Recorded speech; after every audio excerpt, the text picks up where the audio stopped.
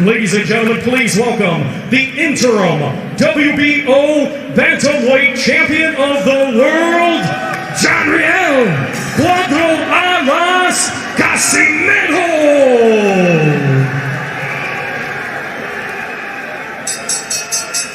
And his opponent across the ring, he is the defending world champion, fighting tonight out of the blue corner. He's wearing white with red and gold and weighed in at 8 stone 4 pounds. Hailing from East London, Eastern Cape, South Africa, he has a professional record of 28 wins, 3 defeats, with 21 of his 28 wins coming by way of knockout. Ladies and gentlemen, here is the former IBF Junior Bantamweight World Champion, and tonight, the reigning and defending WBO Bantamweight Champion of the World, Zolani, last born Tete! He is a banger, and he is most definitely here thinking and believing that he can defeat this brilliant South African.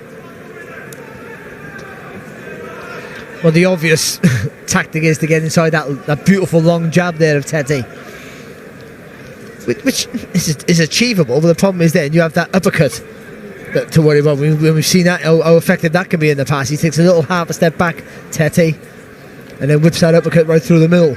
Tete had one win, which came in 11 seconds, the quickest ever in a world title fight. Well, it's not... I suspect that might never be broken. Casimero, who'll be known to British fans as the man who stopped Charlie Edwards in September 3 years ago in an IBF flyweight title defence. He won this interim title in February against Ricardo Espinosa and then defended it in August against Cesar Ramirez. Both those came by way of stoppage. Oh, he's a quality operator, and if you allow him forward momentum and he gets it on his side, then he's a really hard man to deter. He really is. So for Tete, it's just keeping him in his place all the time, pivoting on that front foot, whipping that jab out, not shortening the gap.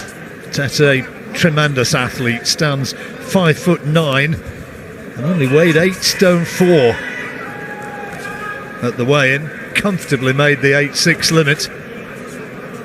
That's the crazy part of it. How he makes the weight relatively comfortable. It's never comfortable making any weight, but he doesn't look as drawn as you see other fighters, and that's one of life's mysteries, John. He wants the brilliant Japanese fighter Naoya Inoue, who beat Nonito Donaire in that terrific fight. What was it, 3 weeks ago? Oh, great fight. Great fight, wasn't it? And it could have been Tete in the final had he been able to beat Donaire, but he pulled out of that Super Series with a shoulder injury. It was the right arm, the right shoulder, and that sort of an injury, it's kind of psychological. He's got to trust himself to be able to throw it. Yeah, of course you have, because that right hand, which is the jab hand, of course, of Tete, is his most important weapon. On occasion, he kind of just does enough. We commentated on a fight over in Yekaterinburg last year. It was that fight last October. Yeah. And that was that sort of fight, wasn't it? He won by about a 4 or 5 point margin, but he never really took any risks at all. No, he can coast the fight, can't he? So he can stick in second gear, just pick you off and be happy with that. Well, fairly quiet opening round. Some of those flicking jabs were enough to give him the edge for me. Casimero didn't really do enough, if anything, to be fair.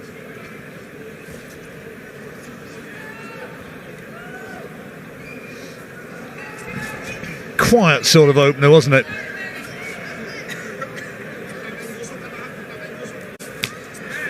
Test will come when Casimero lands one of those big punches, or when he fully commits to an attack. He's jumped into a few attacks, but I don't think he's been fully committed. And when he does that, if he can be effective, or if Tete can read it, and as we said earlier, whip that uppercut on the target.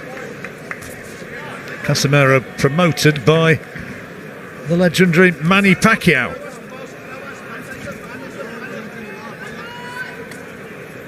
Sean Gibbons representing the little master over here. I think he's the chief executive officer or something of Pacquiao Promotions. Or something. Yeah, well, it's a significant job, you know.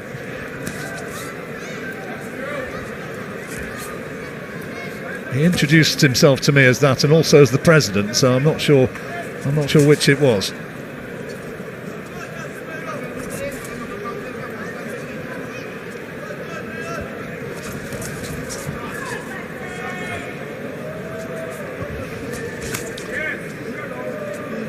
Again, Casimero got too much experience just to rush in because he knows he'll walk onto shots, but also with him not doing that means he's not being remotely effective.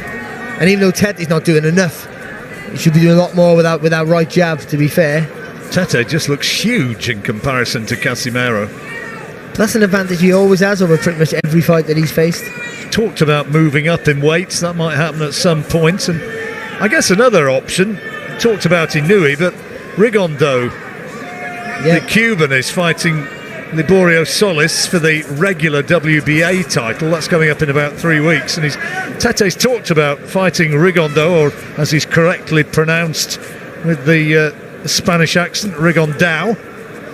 And look, two absolute geniuses, but it could also be a stinker of a fight because they might just both be looking at each other. Could be a chess match, daring each other to make the first move, yeah. Which this is a little bit at the moment. Yeah, it is. You know, and again, Casimero trying to attack, but short little right hand there. I thought it was half a head as well.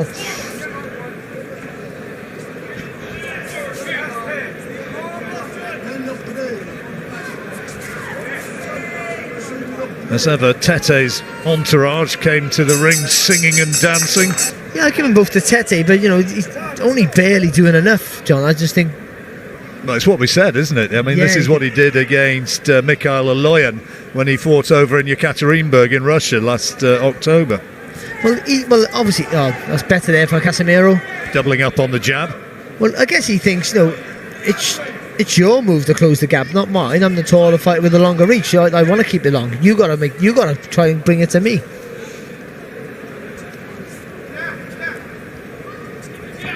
Bags of experience, though, Casimero.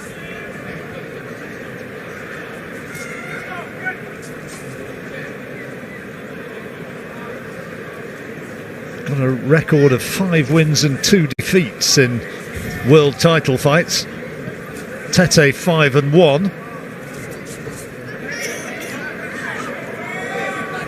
He's won his last 12 since September 2012.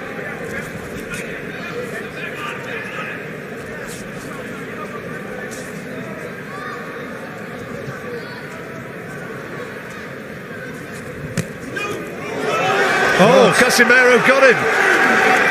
He's got him with a butt now. He's given it. He's got him with a body shot, was it? No, it was on the chin. It was a short right hook to the chin. And he's in trouble. He's all over the place. He's in real trouble. Tete's in a lot of trouble. And the referee wants to look at him. He's allowing it to continue. But can Casimero take him out here? It happened so quickly. And he's still got a long way to go in this round. There's 1 minute 20 seconds. And Tete still looks unsteady. He's got to buy some time here and make Casimero miss. Casimero needs to pick his punches, and he can't find the clean shot, and he falls down. Tete, I don't think there was a punch which put him down. He just collapsed to the canvas. He's not recovered from the first shot. He's not recovered from the first knockdown. I'm sure of it. Referee asking, is he okay? Casimero wants to finish it right here, right now, and finish it he has. The title changes hands in sensational fashion. You see that? You can't see it there, but the referee. But it was a great shot. He stepped around. The left foot's gone outside of the right foot of the southpaw. That's right the right temple. hand. Right on the temple. Short little right hook right on the temple. And he does it again, doubles it up again, but the first one did all the damage. He jumps in with a body shot, which initially I thought was what had done it, and then he lands 2 right hands to the side of the head. And he's done. Now look at this now. There's nothing really clean, conclusive. He got caught on the top of the head there, Tete, but he wasn't recovered from the first one. The referee could have easily stepped in after the first knockdown. the referee Steve Gray was right to step in there. Tete's not defending himself. His eyes were all over the place, and wow, what a win! Ladies and gentlemen, here is the official time. 2 minutes 14 seconds of round number 3. Our referee in charge, Steve Gray, waves it off. Therefore, your winner by way of technical knockout and new WBO bantamweight champion of the world, Riel Casimero.